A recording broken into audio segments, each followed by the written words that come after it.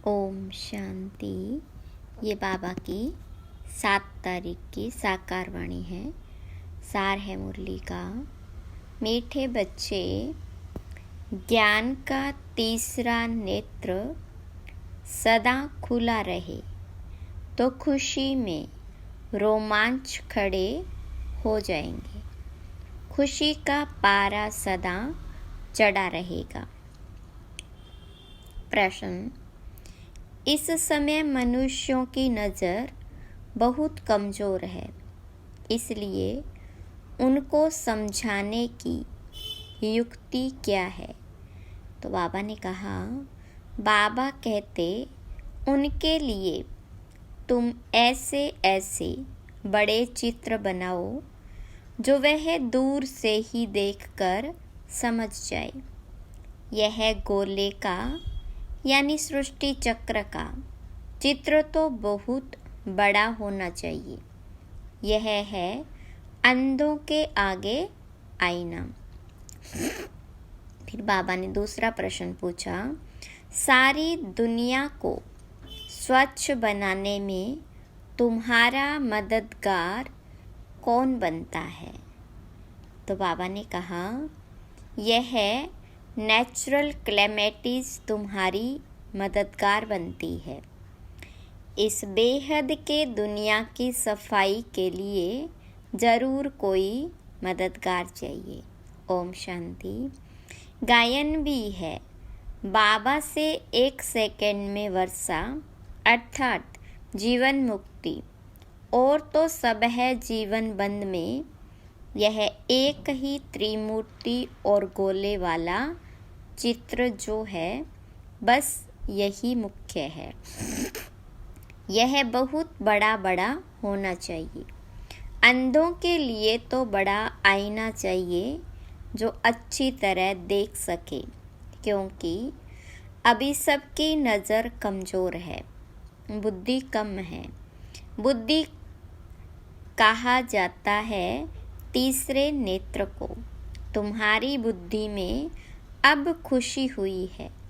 खुशी में जिनके रोमांच खड़े नहीं होते हैं, गोया शिव बाबा को याद नहीं करते हैं, तो कहेंगे ज्ञान का तीसरा नेत्र थोड़ा खुला है, झुंझार है। बाबा समझाते, कोई को भी शॉर्ट में समझाना है। बड़े बड़े मेले आदि लगते हैं, बच्चे जानते हैं। सर्विस करने लिए वास्तव में एक चित्र ही बस है। भल गोले का चित्र हो तो भी हर्जा नहीं। बाप ड्रामा और झाड़ का अथवा कल्प वृक्ष का और 84 के चक्र का राज समझाते हैं। ब्रह्मा द्वारा बाप का यह वर्षा मिलता है। यह भी अच्छी रीति क्लियर है। इस चित्र में सब आ जाता है और इतने सब चित्रों की दरकार ही नहीं। यही 2 चित्र बहुत बड़े बड़े अक्षरों के हो, लिखत भी हो। जीवन मुक्ति गॉड फादर का बर्थ राइट है। होवनहार विनाश के पहले विनाश भी जरूर होना ही है। ड्रामा के प्लान अनुसार आपे ही सब समझ जाएंगे। तुम्हारे समझाने की भी दरकार नहीं रहेगी। बेहद के बाप से बेहद का यह वर्षा मिलता है। यह तो बिल्कुल पक्का याद रहना चाहिए, परंतु माया तुमसे भुला देती है। समय बीतता जाता है। गायन भी है ना, बहुत गई थोड़ी रही। इनका अर्थ इन समय का है, बाकी थोड़ा समय ही रहा है। स्थापना तो हो ही रही है। विनाश में थोड़ा समय है। थोड़े में भी थोड़ी रहती जाएगी। विचार किया जाता है, फिर क्या होगा? अभी तो जागते नहीं, पीछे जागते जाएंगे। आंखें बड़ी होती जाएगी, ये आंखें नहीं, बुद्धि की आंख। छोटे छोटे चित्रों से इतना मज़ा नहीं आता, बड़े बड़े बन जाएंगे। साइंस भी कितनी मदद देती है, विनाश में तत्व भी मदद करते हैं। बिगर कोड़ी खर्चे तुमको कितनी मदद देते हैं, तुम्हारे लिए बिल्कुल सफाया कर देते हैं। यह बिल्कुल छी दुनिया है, अजमेर में स्वर्ग का यादगार है। यहाँ देलवाड़ा मंदिर में स्थापना का यादगार है, परंतु कुछ समझ थोड़े ही सकते हैं। अभी तुम समझदार बने हो। बल मनुष्य कहते हैं, हम नहीं जानते कि विनाश हो जाएगा, समझ में नहीं आता। एक कहानी है ना, शेर आया, नहीं मानते थे। एक दिन सब गायें खा गया। तुम भी कहते रहते हो, यह पुरानी दुनिया गई की गई, बहुत गई थोड़ी रही। ये सारी नॉलेज तुम बच्चों की बुद्धि में रहनी चाहिए। आत्मा ही धारणा करती है। बाबा की भी आत्मा में ज्ञान है। वह जब शरीर धारण करते हैं तब ज्ञान देते हैं। जरूर उनमें नॉलेज है, तब तो नॉलेजफुल गॉड फादर कहा जाता है। वह सारे सृष्टि के आदि मध्य अंत को जानते हैं। अपने को तो जानते हैं ना, और सृष्टि चक्र कैसे फिरता है वह भी नॉलेज है। इसलिए अंग्रेजी में नॉलेजफुल अक्षर बहुत अच्छा है। मनुष्य सृष्टि रूपी झाड़ का बीज रूप है, तो उनको सारी नॉलेज है। तुम यह जानते हो नंबरवार पुरुषार्थ अनुसार। शिव बाबा तो है ही नॉलेजफुल। यह अच्छी रीति बुद्धि में रहना चाहिए। ऐसे नहीं सबकी बुद्धि में एक रस धारणा होती है। बल लिखते भी हैं, परंतु धारणा कुछ नहीं, नाम मात्र लिखते हैं। बता किसको भी नहीं सकेंगे, सिर्फ कागज़ को बताते हैं। कागज़ क्या करेंगे? कागज़ से तो कोई समझेंगे नहीं, इस चित्र से बहुत अच्छा समझेंगे। बड़े ते बड़ी नॉलेज है तो अक्षर भी बड़े बड़े होने चाहिए। बड़े ते बड़े चित्र देख मनुष्य समझेंगे, इनमें ज़रूर कुछ सार है। स्थापना और विनाश भी लिखा हुआ है। राजधानी की स्थापना, यह गॉड फादरली बर्थ राइट, हर एक बच्चे का हक है। जीवन मुक्ति, तो बच्चों की बुद्धि चलनी चाहिए कि सब जीवन बंद में हैं। इन्हें जीवन बंद से जीवन मुक्त में कैसे ले जाएं?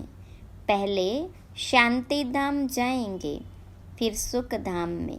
सुख धाम को जीवन मुक्ति कहेंगे। यह चित्र खास बड़े बड़े बनने चाहिए।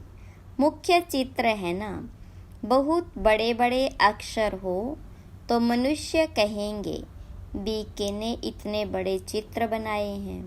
ज़रूर कुछ नॉलेज है, तो यहाँ जहाँ तहाँ तुम्हारे भी बड़े बड़े चित्र लगे हुए हो तो पूछेंगे यह क्या है? बोलो, इतने बड़े चित्र तुम्हारे समझने के लिए बनाए हैं। इसमें क्लियर लिखा हुआ है, बेहद का वर्षा इनों को था। कल की बात है, आज वह नहीं है, क्योंकि 84 पुनर्जन्म लेते लेते नीचे आ गए हैं। सतो प्रधान से तमो प्रधान तो बनना ही है। ज्ञान और भक्ति पूज्य और पुजारी का खेल है ना, आधा आधा में बिल्कुल पूरा खेल बना हुआ है। तो ऐसे बड़े बड़े चित्र बनाने की हिम्मत चाहिए। सर्विस का भी शौक चाहिए। दिल्ली के तो कोने कोने में सर्विस करनी है। मेले मलखांडे में तो बहुत लोग जाते हैं।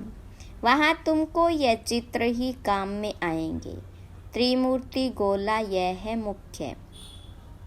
यह बहुत अच्छी चीज़ है। अंधे के आगे जैसे आईना है। अंधों को पढ़ाया जाता है, पढ़ती तो आत्मा है ना।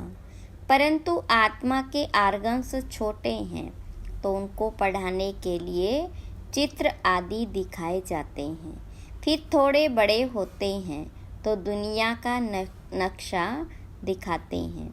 फिर वह सारा नक्शा बुद्धि में रहता है। अभी तुम्हारी बुद्धि में सारा यह ड्रामा का चक्र है। इतने सब धर्म है, कैसे कैसे नंबरवार आते हैं, फिर चले जाएंगे। वहाँ तो एक ही आदि सनातन देवी देवता धर्म है, जिसको स्वर्ग हेवन कहते हैं। बाबा के साथ योग लगाने से आत्मा पतित से पावन बन जाएगी। भारत का प्राचीन योग मशहूर है।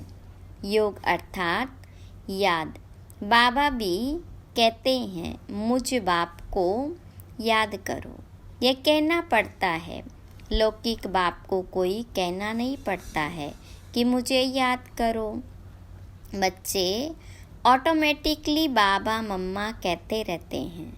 वह है लौकिक माता पिता, यह है पारलौकिक जिसका गायन है।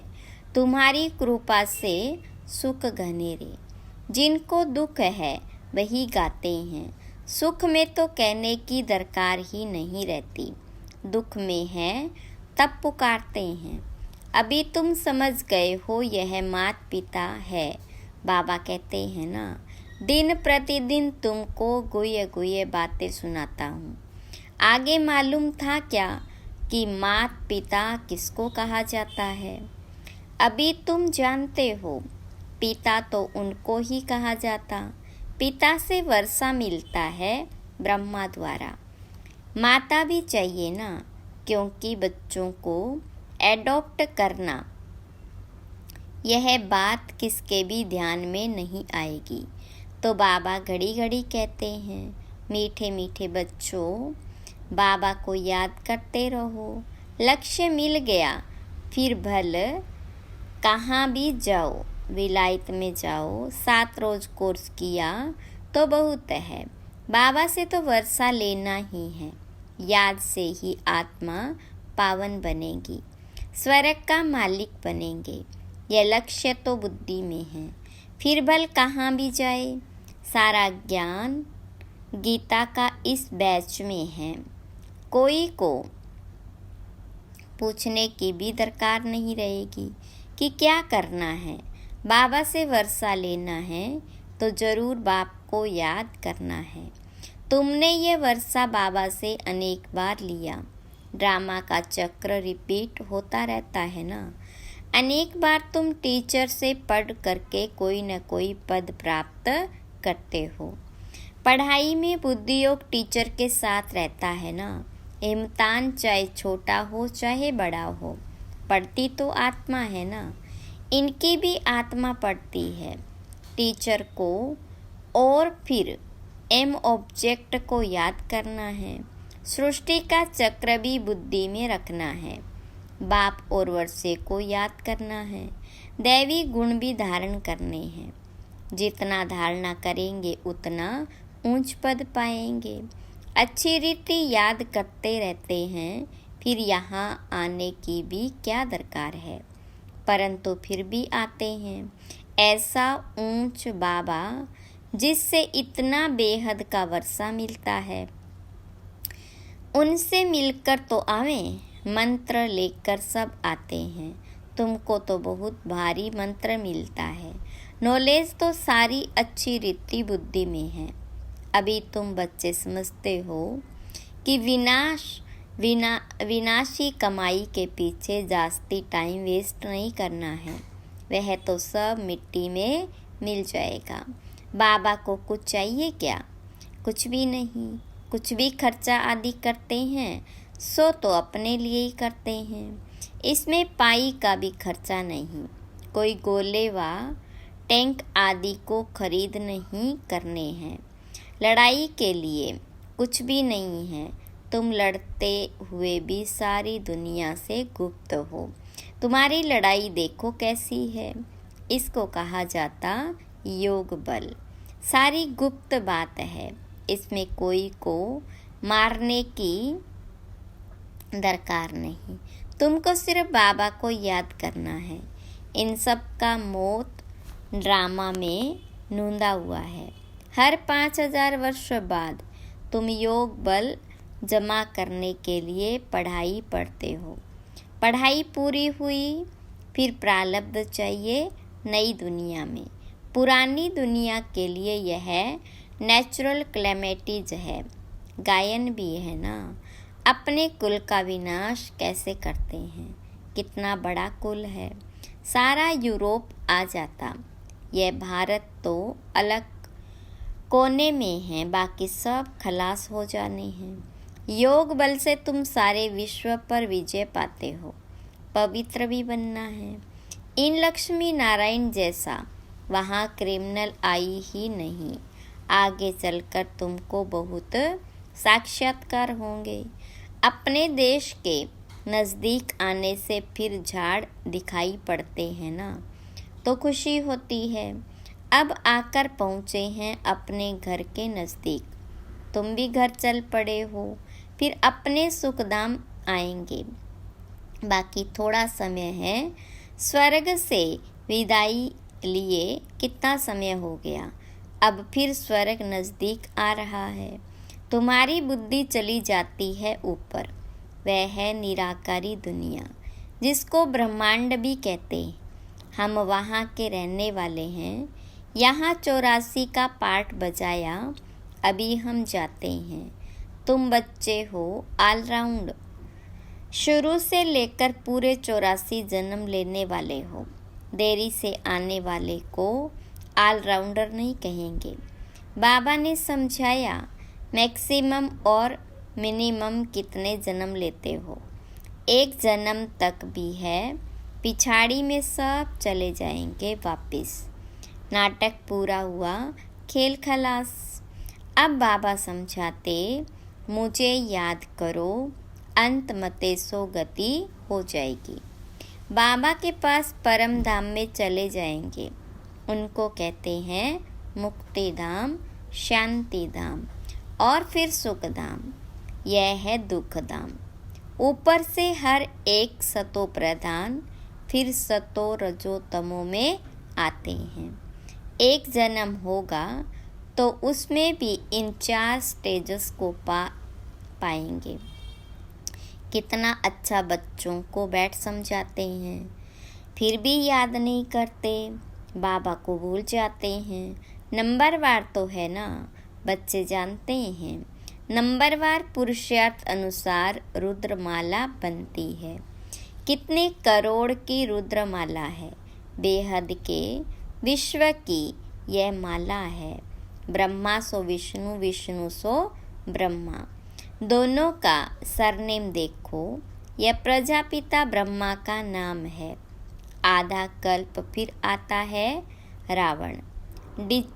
डिटिज्म, फिर इस्लामी आदम बीबी को भी याद करते हैं। पैराडाइज को भी याद करते हैं। भारत पैराडाइज स्वर्ग था। बच्चों को खुशी तो बहुत होनी चाहिए। बेहद का बाप, ऊंचे ते ऊंच भगवान, ऊंचे ते ऊंच पढ़ाते हैं। ऊंच ते ऊंच पद मिलता है। सबसे ऊंच ते ऊंच टीचर है बाप। वह टीचर भी है, फिर साथ ले जाएंगे तो सतगुरु भी है। ऐसा बाबा क्यों नहीं याद रहेगा। खुशी का पारा चढ़ा रहना चाहिए, परंतु युद्ध का मैदान है। माया ठहरने नहीं देती। घड़ी घड़ी गिर पड़ते हैं। बाबा तो कहते हैं बच्चे, याद से ही तुम माया जीत बनेंगे। अच्छा, मीठे मीठे सिकिल दे बच्चों प्रति माता पिता बाप दादा का याद, प्यार और गुड मॉर्निंग रूहानी बाप की रूहानी बच्चों को नमस्ते। रूहानी बच्चों की रूहानी बाप दादा को याद, प्यार, गुड मॉर्निंग और नमस्ते। धारणा के लिए मुख्य सार। पहली पॉइंट, बाबा जो सिखलाते हैं उसे अमल में लाना है। सिर्फ कागज़ पर नोट नहीं करना है। विनाश के पहले जीवन बंद से जीवन मुक्त पद प्राप्त करना है। दूसरी पॉइंट, अपना टाइम विनाशी कमाई के पीछे अधिक वेस्ट नहीं करना है, क्योंकि यह तो सब मिट्टी में मिल जाना है। इसलिए बेहद के बाप से बेहद का वर्षा लेना है और दैवी गुण भी धारण करने हैं। वरदान, योग बल द्वारा माया की शक्ति पर जीत प्राप्त करने वाले सदा विजयी भव। विस्तार, ज्ञान बल और योग बल सबसे श्रेष्ठ बल है। जैसे साइंस का बल अंधकार पर विजय प्राप्त कर रोशनी कर देता है, ऐसे योग बल सदा के लिए माया पर जीत प्राप्त कर विजयी बना देता है। योग बल इतना श्रेष्ठ बल है जो माया की शक्ति इसके आगे कुछ भी नहीं। योग बल वाली आत्माएं स्वप्न में भी माया से हार नहीं खा सकती। स्वप्न में भी कोई कमजोरी आ नहीं सकती। ऐसा विजय का तिलक आपके मस्तक पर लगा हुआ है। स्लोगन, नंबर 1 में आना है तो व्यर्थ को समर्थ में परिवर्तन कर दो। अच्छा, ओम शांति।